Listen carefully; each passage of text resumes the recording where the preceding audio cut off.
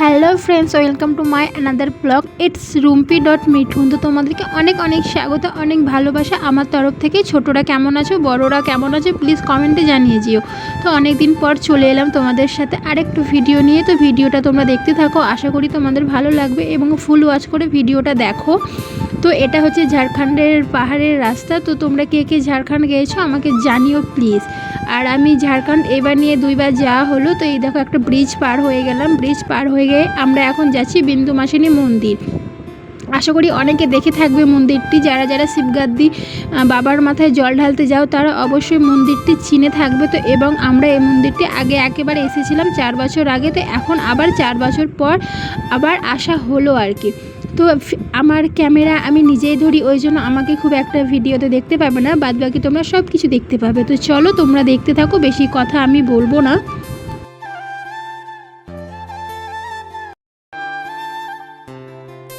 তো আমরা মন্দিরের গেটের সামনে দিয়ে চলে এলাম। এখানে 100টি সিঁড়ি। এখন এই সিঁড়িগুলো আমাদেরকে উঠে মন্দিরে প্রবেশ করতে হবে। তো চলো সিঁড়ি দিয়ে ওঠা শুরু করে দিয়েছি। আর মানে প্রচণ্ড কি বলবো, এই সিঁড়ি দিয়ে উঠতে গিয়ে হাঁপসে গেছি, শরীরটা পুরো খারাপ হয়ে গেছে। আর আমাদের সাথে প্রায় আমরা 10 থেকে 12 জন মতো ছিলাম। তো সবাই মিলে আমরা আসছিলাম। আর আমার বরেরা একটা পেছনে অটোতে করে আসছিল। একটা অটোতে সব কটার আমাদের আটেনি, ওই জন্য আরও লোক ছিল। তো এই যে আমরা চলে এলাম আস্তে আস্তে। এবার মন্দিরের প্রবেশের গেটের মুখে আমরা চলে এসেছি। আর মন্দিরটি সত্যি অসাধারণ, সত্যি মানে বলার মতো কোনো ভাষা নেই, এত সুন্দর। তোমরা এখানে এলে তোমাদের মনে যত মানে কি বলবো অশান্তি থাক বা যত চিন্তা থাক সব দূর হয়ে যাবে এবং মনে একটা শান্তিপূর্ণ একটা তুমি খুঁজে পাবে আর কি। তো এই যে এত সুন্দর দৃশ্য তোমরা কি আগে দেখেছো? দেখে থাকলে প্লিজ আমাকে জানিও। এখানে অনেকগুলো ঘোড়া আছে আর একটা ঝর্ণা। এটা হচ্ছে রাত্রে মানে ঝর্ণাটা আর কি দেখা যায়। এখন দিনের বেলা বন্ধ করা আছে। আর এই যে এই ঠাকুরটা মনে হয় কৃষ্ণ, রামায়ণ না কৃষ্ণ, যাই হোক আমার ঠিক একটা মনে নেই, অত আমি জানি না। সব কিছু জানতে গেলে আমাকে মানে কি বলবো সব কিছু আগে দেখতে হবে, জানতে হবে, তারপর আমি এত কিছু বলতে পারবো, তার আগে বলতে পারবো না। তো প্লিজ ওই জন্য আমাকে ক্ষমা করে দিও। এখানে হচ্ছে বিন্দুমাসিনী মন্দির। আর এটা হচ্ছে রাম সীতা লক্ষ্মণ মূর্তি, তোমরা তো দেখতেই পেলে। এটা হচ্ছে অনেক উঁচুতে আমরা দাঁড়িয়ে আছি। এখান থেকে পুরো দৃশ্যটা তোমরা যদি দেখো সত্যি অসাধারণ। আর নিচের দিকে তাকালে তো পুরো মাথা ঘুরে যাবে। আমরা অনেকটা উঁচুতে আছি, 100টা সিঁড়ি পার করে উঠেছি, তার মানে তোমরা বুঝতেই পারছো কতটা উঁচুতে আছি।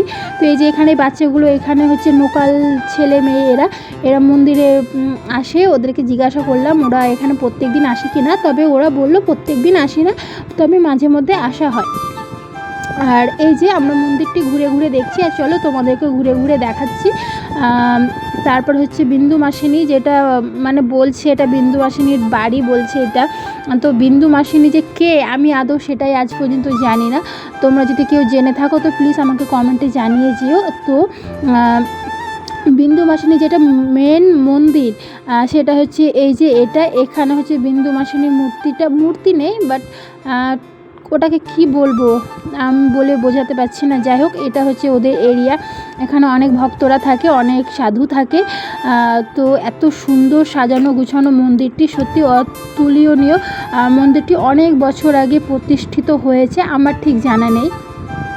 সবাই এখানে বলে যে বিন্দুমাসিনী মন্দিরটা সত্যি বিখ্যাত, মানে খুব জাগ্রত, ওই জন্য আর কি সবার আসা, ওই ঝুঁকে ঝুঁকে আমারও চলে আসা। আগে একবার এসেছিলাম তো তখন ভিডিও করতাম না, ওই জন্য তোমাদের সাথে শেয়ার করতে পারিনি। এই যে এখানে দুর্গা মা দেখতে পাচ্ছ, ওখানে হচ্ছে কৃষ্ণ, রামায়ণ, হনুমান সব ঠাকুরই এখানে আছে।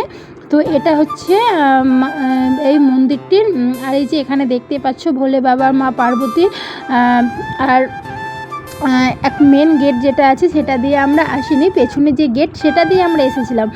মেন গেটটা এই যে এই ভোলে বাবা, মস্ত বড় একটা ভোলে বাবা মূর্তি। এটা আমরা যখন 4 বছর আগে এসেছিলাম তখন এই মূর্তিটি প্রতিষ্ঠিত হয়নি এখানে, তবে এবার এসে দেখছি এই মূর্তিটি আবার নতুন করে হয়েছে। তো আমরা দৌড়ে দৌড়ে সিঁড়ি দিয়ে নামছি।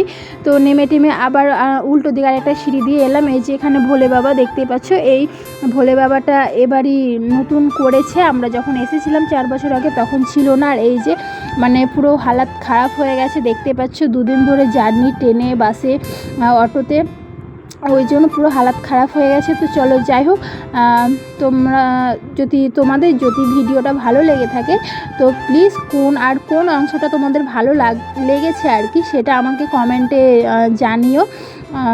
তো চলো আমরা ওইখান থেকে বেরিয়ে চলে এসেছি। এবার ট্রেন ধরবো বলে বাড়ি আসতে হবে।